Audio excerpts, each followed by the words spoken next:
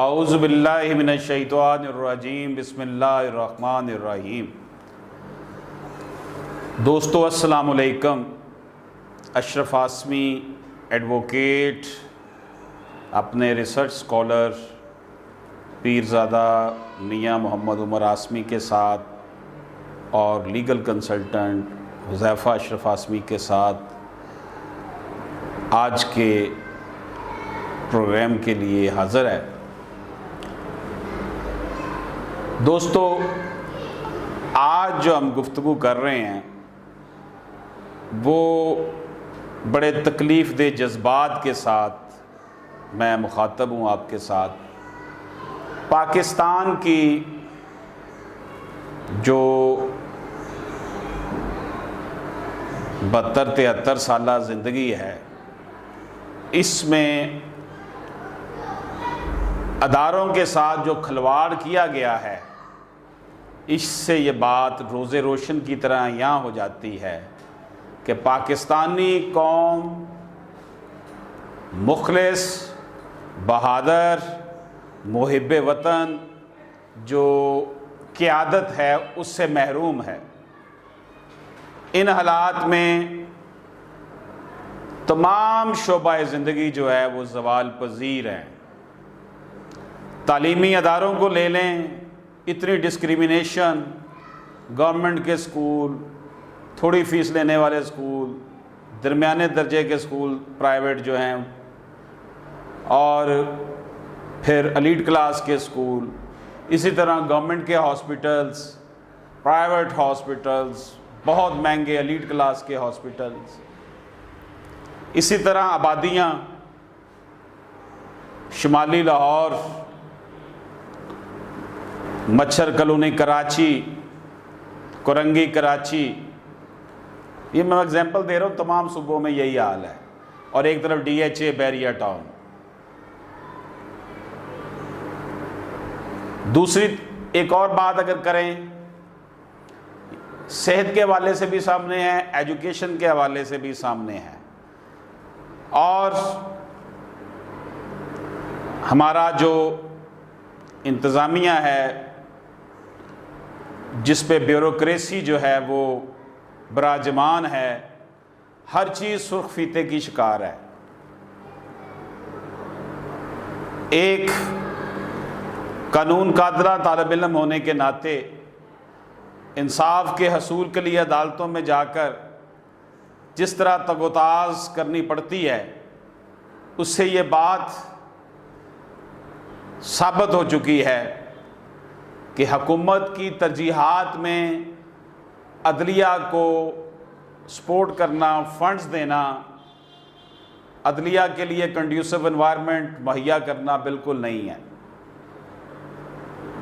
वकला इंतहाई मेहनत से जो है वो काम करते हैं, बग़ैर किसी तरह के क्लाइंट अगर आ जाए तो उसकी फ़ीस मिल जाती है, नहीं आ जाते तो बस अल्लाह का सहारा और वक्त गुजारते हैं। उनके लिए बड़े शहरों में ना तो कोई चैम्बर है, ना इवन कुर्सी मेज़ रखने की कोई जगह है, और बुनियादी सहूलतें भी नहीं हैं। यानी बार एसोसिएशंस पर भी ऐसे लोग बराजमान हो जाते हैं जो कि मुख्तलिफ बड़े ग्रुपों के आशीर्वाद हासिल किए होते हैं, और वो इलेक्शन लड़कर ऊपर आ जाते हैं और वही फिर कमाई करते हैं, और यूं जज के साथ मिलकर अपनी मर्ज़ी के फ़ैसले भी करवाते हैं, और आम वकील जो है वो तही दामन रहता है। इन हालात में कि मताहत अदलिया में सूरत हाल इतनी गंभीर है कि 30-40 साल एक केस ले लेता है,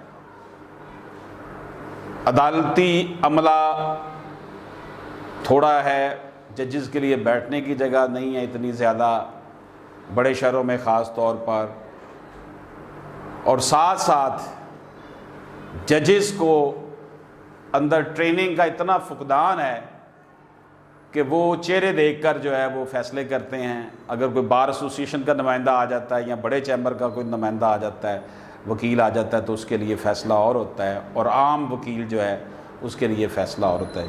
यूँ फिर लोग कहते हैं कि बजाय इसके कि हम आम लायर को लें जो बार एसोसिएशन में जिसका नाम है, कोई ओहदेदार है, उसको पकड़ लें या कोई जज का रिश्तेदार पकड़ लें। ये वो बात है जो इस वक्त हर किसी के जो है ना वो दिमाग में रासख हो चुकी है, दिल में रासख हो चुकी है, और इंसाफ लोगों को पता है कि नहीं मिलता। पुलिस के पास FIR कटवाना जुए शीर लाने के मुतरादिफ है। तो फिर गवर्नेंस किस चीज़ क्या है? मैं मौजूदा हुकूमत की बात नहीं कर रहा, इसके हवाले से तो कहा जाता है जी 2 साल हुए हैं, ये क्या करेगी, इतना अरसे का गंद, ना तो पहले कुछ बेहतर हुआ है ना अब कुछ बेहतर है। मैंने ये सारी तमहीद जो बांधी है, आप लोगों का टाइम शायद ज़ाया हो गया हो मेरी ये गुफ्तगू सुनकर, ये सारी तमहीद इसलिए बांधी है कि हाई कोर्ट में हर साल समर वेकेशन 2 माह की करने की क्या ज़रूरत है, और मुताहिद अदलिया में हर साल 1 माह की समर वेकेशंस करने की क्या ज़रूरत है।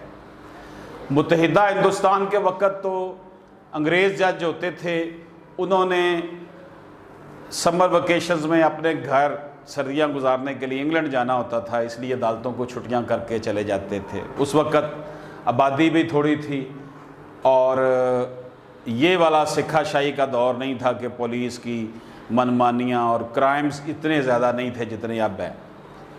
लेकिन अब 2 माह के लिए हाई कोर्ट को बंद करना और मुताहिद अदलिया को 1 माह के लिए बंद करना, फिर विंटर वेकेशन 1 वीक की आला अदलिया में और मुताहिद अदलिया में होना, ये क्यों है ऐसा? जो बार एसोसिएशन के नुमाइंदे हैं, क्योंकि उनकी प्रैक्टिस बहुत अच्छी हो जाती है, वो अपनी ओहदे की वजह से उनके पास केसेस बहुत आते हैं, उनके पास भी पैसे होते हैं, वो भी कहते हैं चलो जी 2 महीने यशी करें। आम वकील इससे सफ़र करता है। जैसे अब कोरोना आया, 4 माह हो गए हैं, वकला हाथ पे हाथ धरे बैठे हुए हैं। तो ये 1 माह की मुताहिद अदलिया की छुट्टियों में सिर्फ अर्जेंट केस फाइल किया जाता है, स्टे वगैरह। इवन खुला के केस भी दायर नहीं किए जाते। बारहा हमने जाकर बात की है तो वो नहीं दायर करते, कहते हैं जी छुट्टियों के बाद। एक ऐसा मुल्क जहां पर केसेस की भरमार है, इंसाफ के लिए उम्रे खिजर और कानून का खजाना दरकार है, लोग जज, वकील, कचहरी, थाने का नाम सुनकर तौबा तौबा कर उठते हैं। फिर कहा जाएगा कि जनाब ऐसे हुक्मरानों को क्यों लाया जाता है? यही अवाम लाती है जो इनके ऊपर हुक्मरान है, जो फिर मामला ठीक नहीं करते। हुक्मरानों को अवाम नहीं लाती, एस्टेब्लिशमेंट लाती है, जिसने अपनी मर्जी के मोरे लाने होते हैं। तो मैं ये गुफ्तगू जो कर रहा हूँ नौजवान वकला से कर रहा हूँ और हुकूमती इदारों की खिदमत में इल्तमास कर रहा हूँ कि वेकेशंस वाला सिलसिला ख़त्म किया जाए। यकीन जानिए, अर्जेंट केसेस हाई कोर्ट में जो 2 माह की छुट्टी होती है उसमें लगवाना होता है। जो क्लर्क वहाँ पे केस अप्रूव करने के लिए बैठा होता है, फाइल चेक करता है, उसकी मिन्नतें करनी पड़ती हैं जाके वकील साहब को कि जनाब ये अर्जेंसी है, इसको लगवा दें। वो अब इंटरव्यू पूरा लेता है वो क्लर्क जो बैठा होता है कि जी अगर मैंने लगा दिया और अर्जेंसी ना हुई तो मेरी तो जज साहब जो है वो तलबी कर लेंगे। जुल्म देखें आप कि वकील साहब, सीनियर बंदा जो हाई कोर्ट की प्रैक्टिस कर रहा है, वो किसी अर्जेंट केस को छुट्टियों में लगवाना चाहता है तो उसको उस क्लर्क के सामने पेशी उसकी होती है और वो सफाइयाँ पेश कर रहा होता है। कितने अफसोस की बात है कि यतीमों को नहीं पाला, हवारी पाल रखे हैं, अमीर शहर ने कुत्ते शिकारी पाल रखे हैं। अल्लाह के हजूर क्या जवाब ये हमारा हुक्मरान तबका देगा? हमारे आला अदलिया के जजेस जो हैं, जो सुप्रीम कोर्ट और हाई कोर्ट में जजेस जो हैं, वो फैसले बड़े स्पीडी करते हैं, वहाँ पर इतनी ज़्यादा पेंडेंसी नहीं है।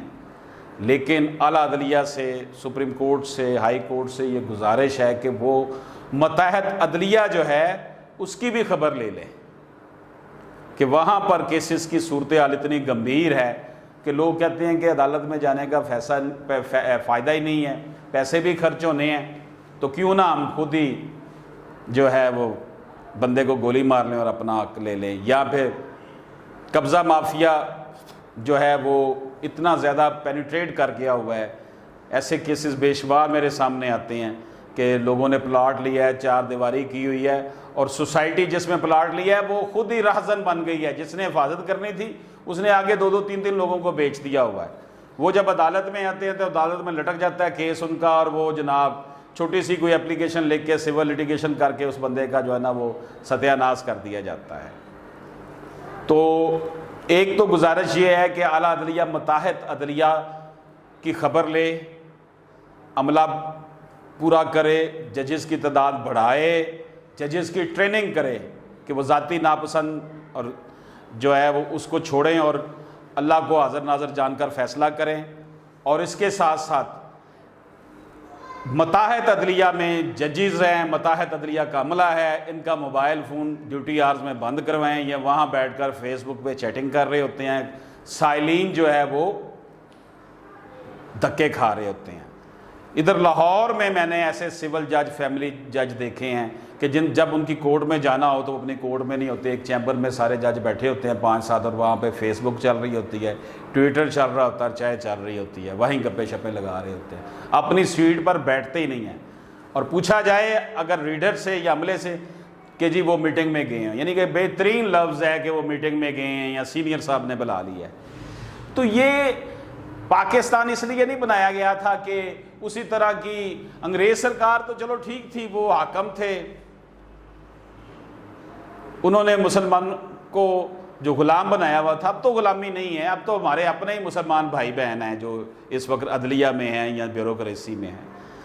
तो मैं ये समझता हूँ अपने इस पैगाम के थ्रू कि हमारी हुकूमत पाकिस्तान, हमारा चीफ जस्टिस साहब, सर्दियों और गर्मियों की जो ये लॉन्ग वेकेशंस हैं इनको ख़त्म किया जाए। अदलिया में छुट्टियों का तो कोई तस्वर ही नहीं होना चाहिए।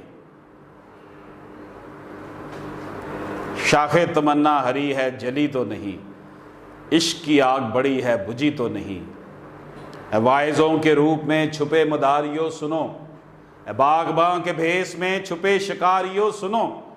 तुम्हारे कार पुरफसू की आखिरी ये शाम है, खुदा की सरजमी पर खुदा का राज हो, ना कोई हुक्मरान हो ना साहिबे खराज हो। ये दुखी दिल जो है वो इसलिए ये ऐसी बातें कर रहा है जली कटी कि अवाम, एक बंदा चल कर आता है इतनी दूर से, दिन गुजार कर सारा खर्चे करके आता है अदालत में, तो आगे से स्ट्राइक, आगे से जनाब छुट्टियां, जज साहब मौजूद नहीं है, ये लॉन्ग वेकेशंस। मैं आपको यकीन दिलाता हूँ, आला अदलिया से मैं मुखातब हूँ, ब्यूरोक्रेसी से मुखातब हूँ कि पाकिस्तान की अदालतों पर लोगों को इतबार नहीं है। उन्हें पता ये केस चला गया बस अल्लाह हाफ़िज़ है। पुलिस का तो आपको पता ही है, FIR दर्ज करवाने के लिए जो पापड़ बेलने पड़ते हैं, फर्स्ट इंफॉर्मेशन रिपोर्ट। बहरहाल मैंने आज जो बातें की हैं उसका कॉन्टेक्स्ट यही था कि आला अदलिया की छुट्टियां ख़त्म की जाएं जो 2 माह की हर साल करते हैं, और 1 माह की जो छुट्टियां मतहत अदलिया में होती हैं वो भी ख़त्म की जाएं। मतहत अदलिया को प्रॉपर जो है वो अमला फराहम किया जाए, जिस तरह हाई कोर्ट्स में या स्पेशल कोर्ट्स में है, इनके पास अमला पूरा होना चाहिए, इनके पास वसाइल होने चाहिए। और मतहत अदलिया के तमाम अमला जो है उसके असासाजात चेक कराएँ, इनके लिए इंटेलिजेंस एक विंग बनाया जाए जो इनकी जो है वो देखे कि ये क्या हरकतें कर रहे हैं। एलमद और रीडर जो है वो किस तरीके से अवाम की खाल उतार रहे हैं, और इनका मोबाइल फ़ोन ड्यूटी आवर्स में भी बंद करवाया जाए। है जंगल के कानून करो, जो चाहो बना लो ताज़ीज़ें, तुम शौक़ से हम दीवानों को हर रोज़ लगाओ जंजीरें। तुम बर्फ़ घरों में रहकर भी उस आग से क्या बच सकते हो जो आग दिलों में भर देंगी मासूम लहू की तहरीरें। अब टूट गिरेंगी जंजीरें, ज़ंदानों की खैर नहीं। ये जंजीरें जो हैं ये ग़ुलामी की ज़ंजीरें हैं, इनको तोड़ना होगा और हुक्मरानों को बावर कराना होगा हमें कि जनाब हमारे जो अदारे हैं इनको स्ट्रॉन्ग किया जाए, ये अवाम के टैक्स से इनको सैलरीज मिलती हैं, इनको फ़ाल किया जाए, इनको अवाम के लिए बेहतर बनाया जाए। लोग तोबा तोबा करते हैं कि नहीं नहीं अदालतों में नहीं जाना, मारे जाएंगे, पुलिस स्टेशन नहीं जाना, वहाँ पे हमारा साथ जो है ना वो मुद्दई जो है वो बेचारा खुद परेशान हो जाता है कि मैं अपने हक़ के लिए कैसे जाऊँ आगे। बहरहाल आज की ये गुफ्तगू बहुत से लोगों को नापसंद आई होगी, लेकिन मैंने अपना जो था ना वो दिल का गुबार वो निकाल लिया है।